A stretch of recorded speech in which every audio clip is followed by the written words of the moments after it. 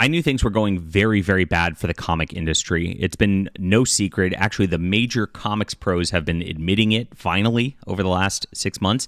It's been a big change. If you guys have been around since like 2018, 2017, when our little movement started rebelling against mainstream comics, you know that these pros used to be like, there's nothing wrong with the comic industry. Everything's fine. Even up till last year, you'd see Heather Antos posting stuff about how her Star Trek sales are better than ever.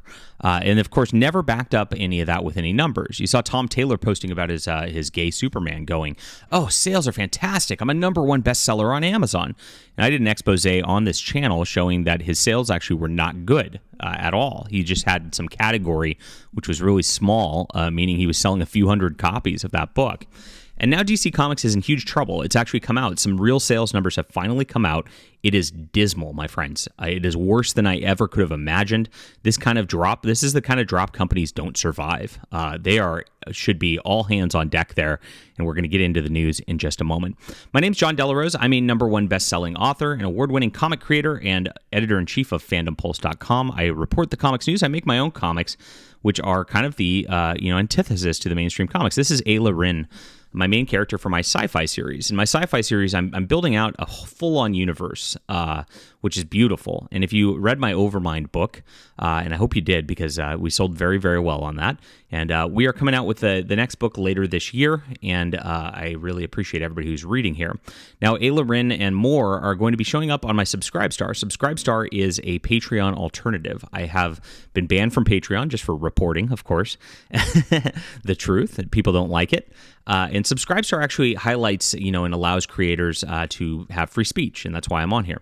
And I'm building my own comics sort of industry as it is, and we're producing monthly comics. We're about to ship out our first Subscribestar exclusive comic called Extra Sensory out to the Subscribestar backers. That's going to be shipping next month. And I'd love for you to get on here. Even if you don't want to read my comics, whatever it is, if you just want to support me reporting the news in the comic industry, just be on here to help me get going. It covers some of Fandom Pulse's sort of capital costs that we had to build a website, we had to pay hosting, and we can't do this without your support. So please go on here. It's building. There's some new folk on here, and I appreciate you joining, everybody, and I appreciate the folk who have been on since the beginning. We're going to be doing awesome things this next year. And thanks so much. That link is in the description below. So is my web store. So if you want to buy Overmind, that's on delarose.com/store. And that you can read about this character right there. You'll be very, very happy. I promise you. Thanks so much. All right. So here's what DC Comics is happening right here. A 25% drop in 1 year in sales.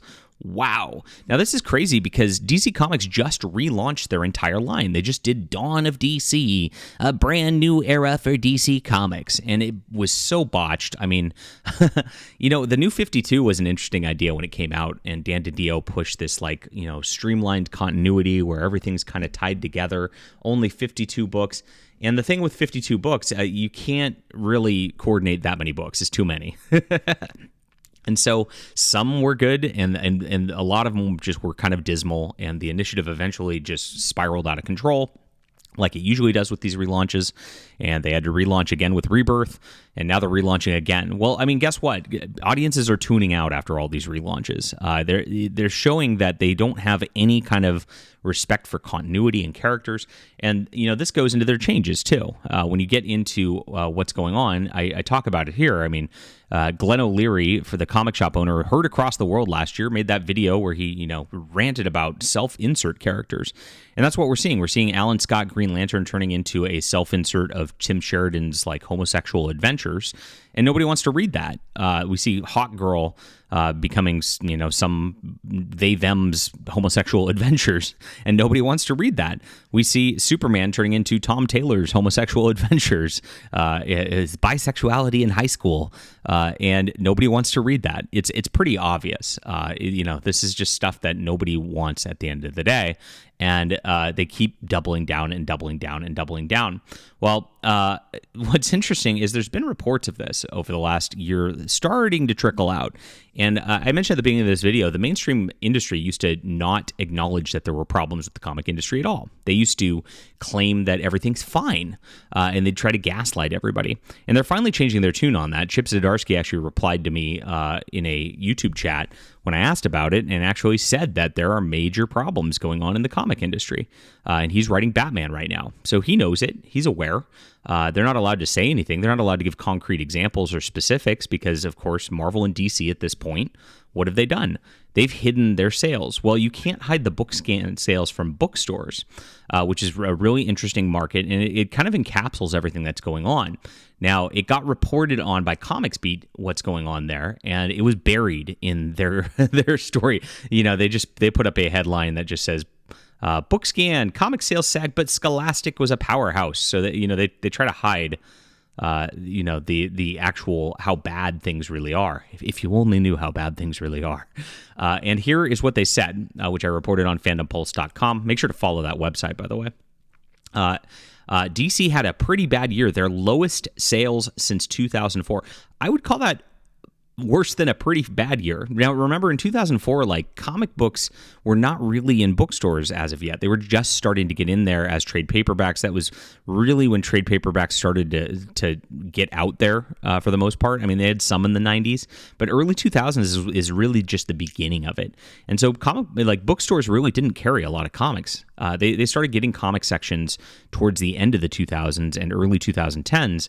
And so being down below 2004 levels is a all hands on deck, red alert, the ship is sinking level of sales. DC is not selling at all is what that means. They're down 25% from 2022 to 2023 because we don't have 2024 numbers, obviously.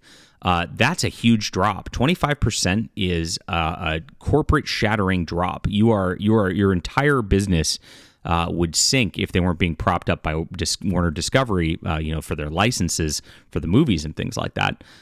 They'd be in a huge, disastrous rut. If people at DC Comics have to be panicking right now to have those kind of numbers. Look at this. Even their highest number of titles on the total list, in 2023, they only had 14 titles in the top 750 books. Wow. Dismal. In 2013, which is right after New 52, they had 130 out of 750. That's quite the drop. So they used to have readers, and readers abandoned it. It's pretty simple. I mean, you got Dawn of DC. It's a good jumping off point. I mean, I tried to read Wonder Woman by Tom King, and I did a video on it yesterday. It's a disaster. It's disgusting what they're writing there. The Flash by Cy Spurrier is just a jumbled mess, unreadable. I mean, their top books, Chip Zdarsky's Batman too. It's got some weird Zur storyline, and he tried to Member Berry's Year One with a Joker Year One, which was just unreadable also. I mean, it's just been terrible. And that's before you even get into the virtue signaling SJW stuff. I mean, those are their top books, and they're not going anywhere. Nobody wants to read them anymore. Maybe laying off your entire sales and marketing team is not a great strategy for growth. Well, that's pretty passive-aggressive from ComicsBeat. Now, they did big layoffs, but, marketing and sales, they needed some help with that. And those people obviously were not doing a good job. That's why they got laid off. And on top of that, Batman should just sell for being Batman. What's happening here? This is a problem. If someone had been making a concerted effort to dismantle DC Comics, they couldn't have been more surgical. And this is the weird part. Luckily, DC still has talented execs and names the execs that got them into this in the first place. DC needs a wholesale layoff and redoing. They need some business people in there. They need some people with different ideas and different strategies, obviously. Having the same people on the sinking ship captaining it and doing the same thing is not going to go anywhere. From what we're hearing, 2024, we'll see some more moves to reverse the concerning trend. And all he's talking about is the absolute universe that they're building. They're trying to copy Marvel's Ultimate Universe, which is the one thing that's selling in comics right now because of Jonathan Hickman actually just giving fans what they want. Now, will DC give fans what they want in this? No, probably not. But they're going to try to copy it. It's not going to go as well as the Ultimate Universe, of course. And it's going to be maybe a short-term sales boost, but it's not going to correct the systemic problems that are happening within the comic industry. It's pretty simple. You got to stop the self-inserts. You got to get rid of the woke.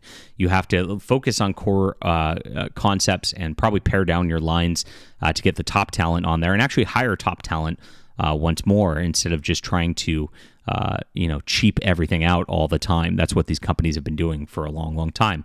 But they're not going to do it. It's pretty much dead, and we're just going to laugh at it as we make our own books because, we've got better comics over here in the indie sphere. I'm getting huge reviews. If you liked, DC Comics of the past, I mean, Flying Sparks, one of my books, I get huge reviews on that. People are liking that to the Bat and Superman family kind of mashed up.